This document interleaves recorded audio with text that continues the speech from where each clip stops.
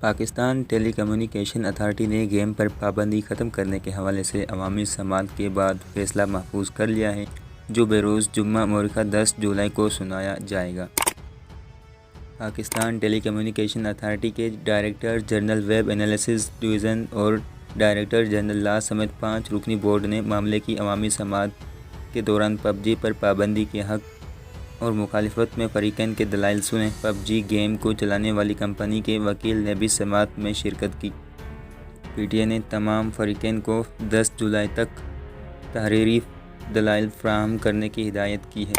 خیال رہے کہ پب جی ورلڈ لیگ 10 جولائی سے شروع ہو رہی ہے اور پابندی ختم نہ ہونے سے پاکستانی گیمر اس میں شامل ہونے سے محروم رہ جائیں گے۔